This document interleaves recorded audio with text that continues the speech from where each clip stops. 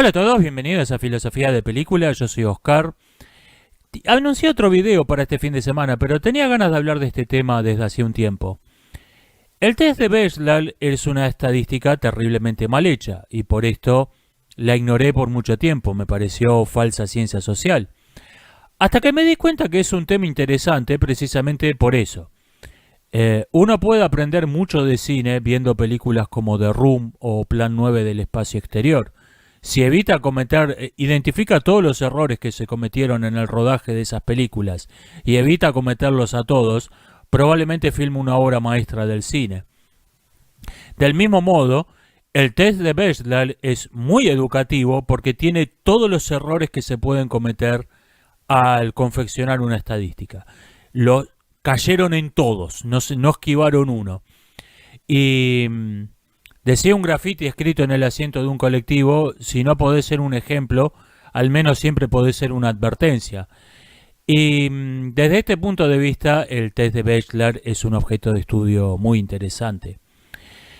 El test parte de un diálogo que tienen dos personajes en una historieta, donde una de ellas dice que no ve ninguna película en donde no haya al menos una escena en donde dos mujeres hablen de algo entre sí, de algo que no sea un hombre. Se empezaron a confeccionar películas que pasaban el test de Bechdel, o sea, películas que tienen una escena donde dos mujeres hablen entre sí de algo que no sea un hombre. Y esto se ha convertido en el criterio estándar para hablar del sexismo en el cine. Hay películas que figuran en unas listas y no figuran en otras, porque ¿qué es exactamente hablar acerca de un hombre? Dos hermanas que conversan acerca de su padre cuenta como hablar acerca de un hombre. Esto es, en algunas listas figuran, en otras listas no. Casi todas estas listas dicen, para mostrar que esa lista de películas demuestra que hay un sexismo en el cine, si el test hiciera al revés, seguramente todas las películas lo pasarían. O sea, toda película tendrían al menos una escena donde hay dos hombres hablando de algo entre sí, de algo que no sea una mujer. Y se han sacado películas que no pasaban el test, pero se dice que sería absurdo considerarla sexista. Por ejemplo, Los Últimos Jedi es famoso que no pasa el test de Bechdel. Y también se han incluido de modo honorario algunas que sí lo pasan. Por ejemplo, toda adaptación de La Doma de la Furia, toda adaptación cinematográfica, muestra a dos mujeres hablando entre sí de algo que no sea un hombre. Vamos a repasar esto. Señalé 7 defectos principales, 7 errores mayúsculos que hay en el test de Bechdel. 1. Ambigüedad y vaguedad de los conceptos. ¿Qué es el sexismo? ¿Qué es hablar acerca de un hombre? Esto no es un asunto menor. No definen nunca cuál es el objeto de estudio.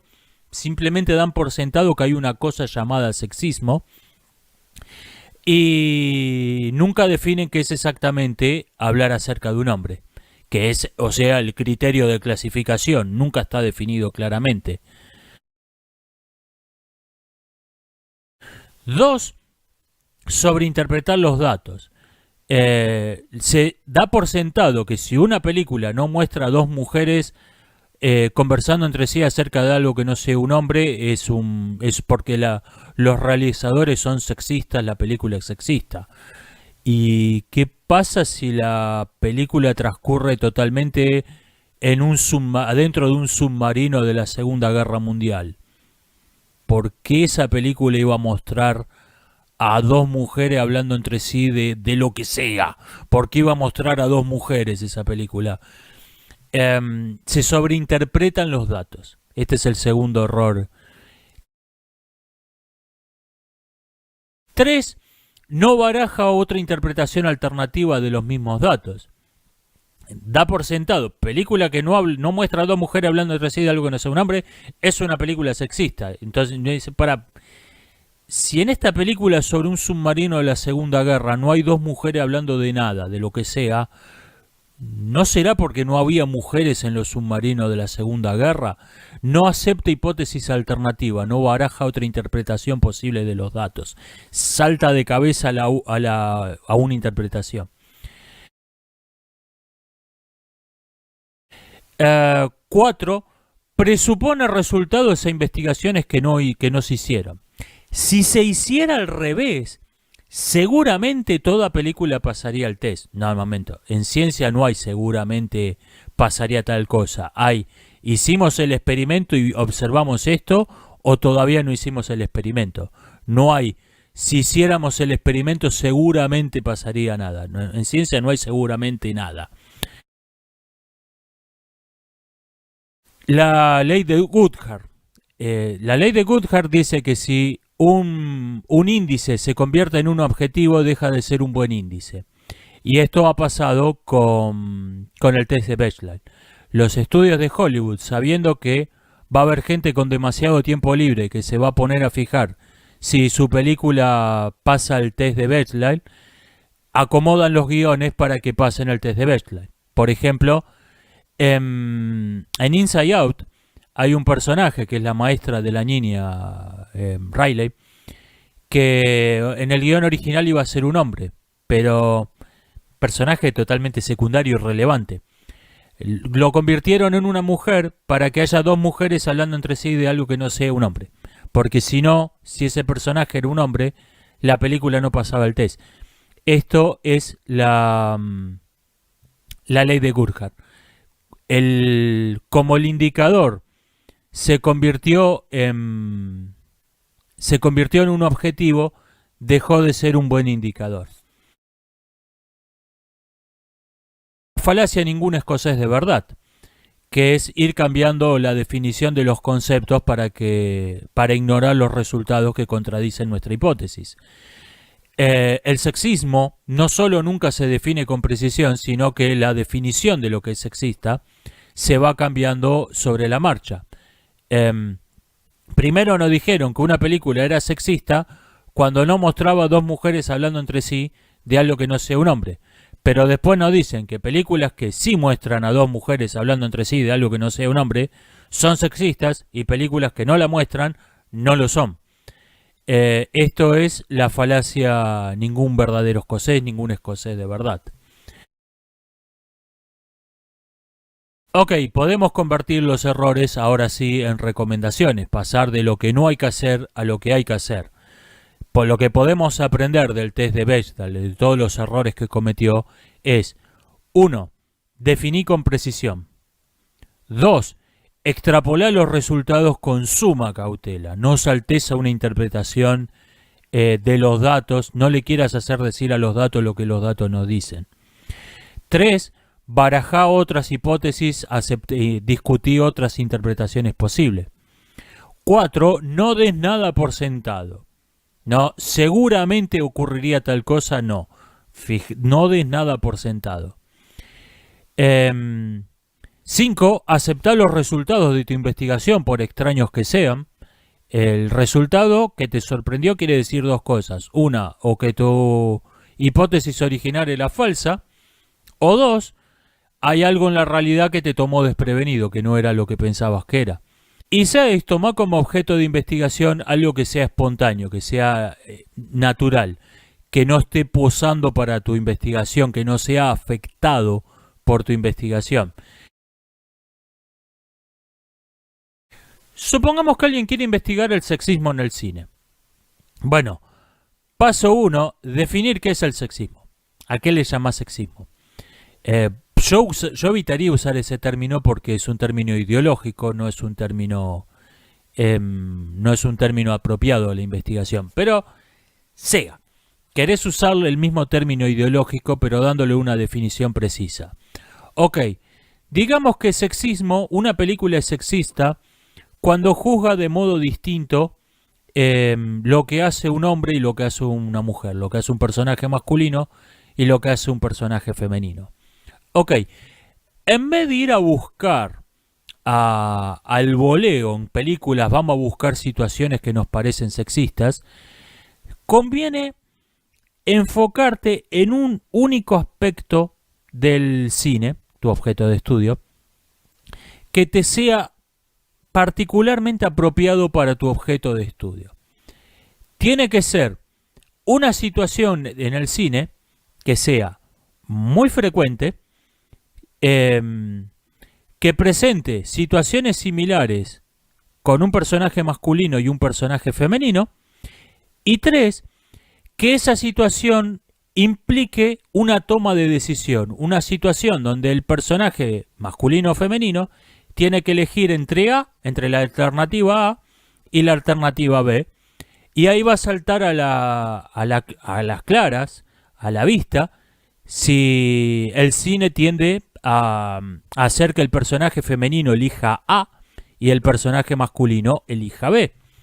Y esa situación existe. The Love Triangle.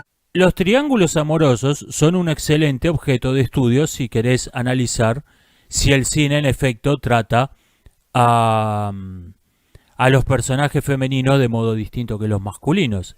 No lo sé si lo hace o no. Digo que ese sería un buen modo de estudiar si tenés ganas de estudiar el tema. Ese sería el modo en que yo lo haría.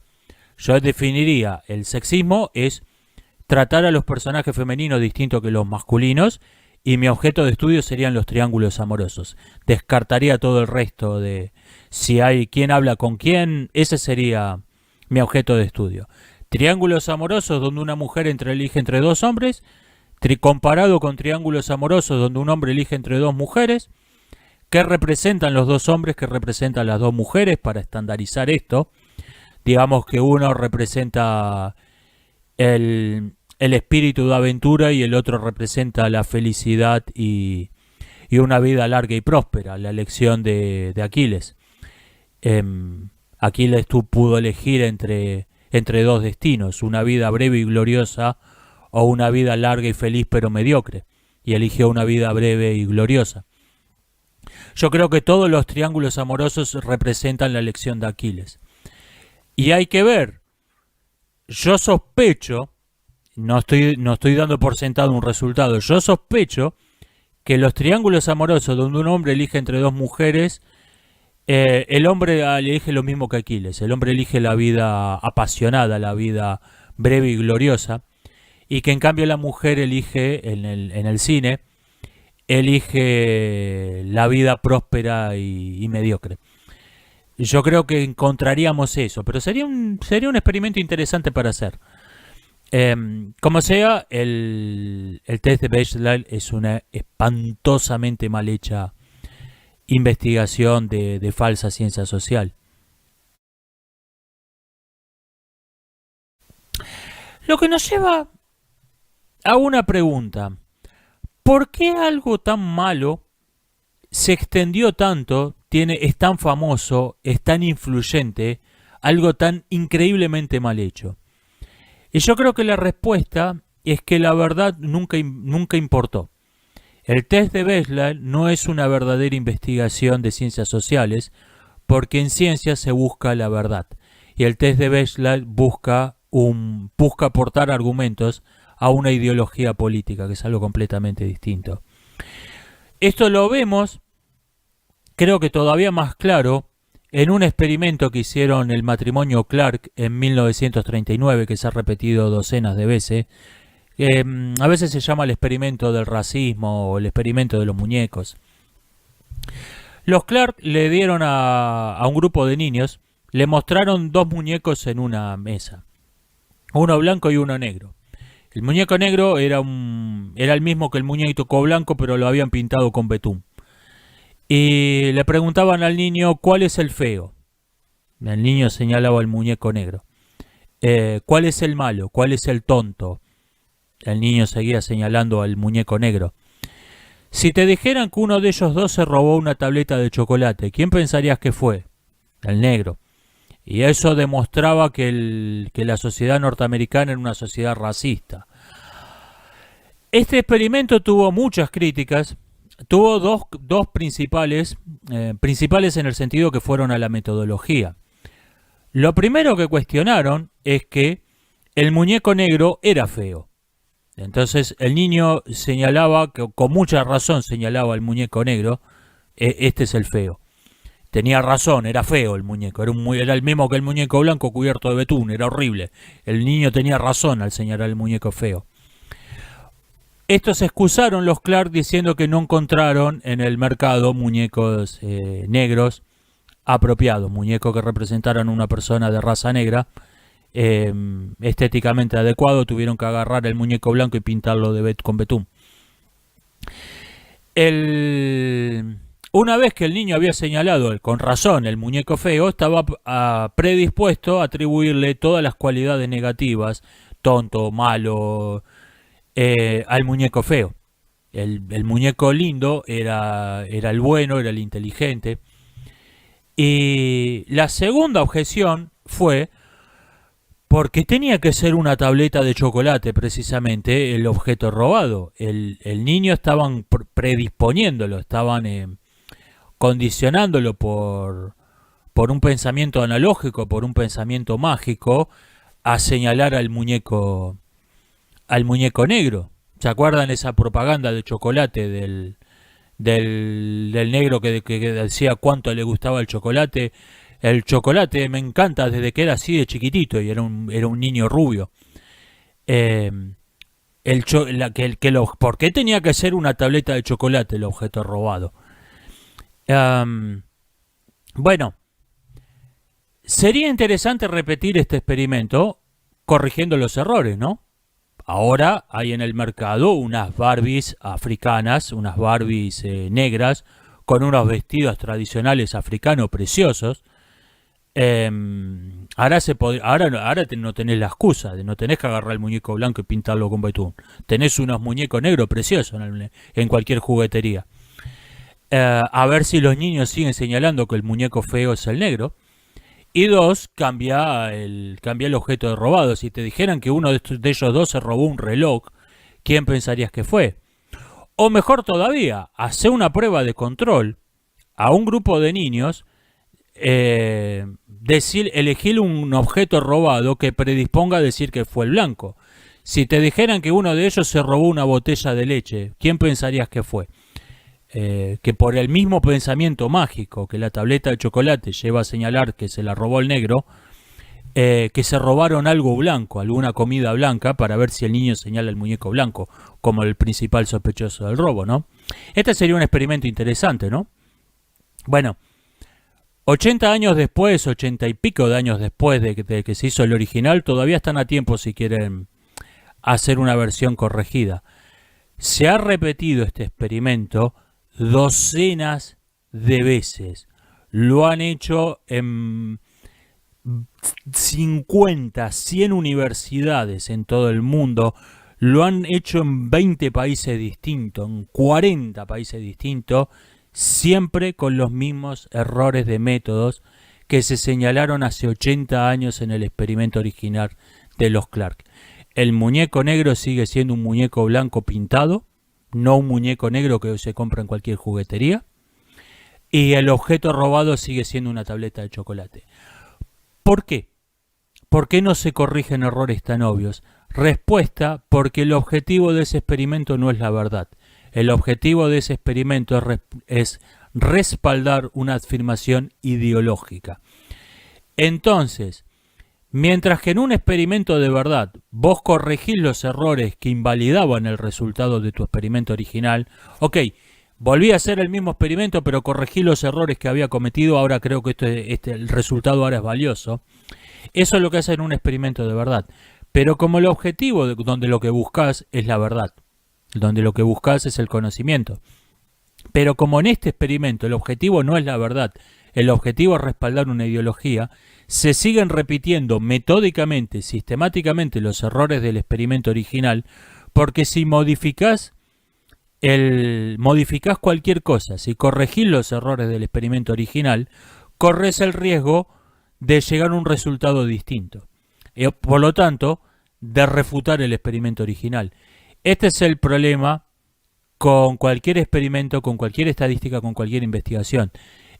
Si el objetivo, desde el vamos, el objetivo no es la verdad, nunca vas a llegar a la verdad porque simplemente no es ahí a donde vas. Y este es el problema con el experimento de los Clark, que es el mismo problema que con el test de Bechdel. Nunca vas a llegar a la verdad a alguien que no se lo propone, alguien que no va ahí, cuyo objetivo no es la verdad. Nos estamos viendo. Hasta la próxima.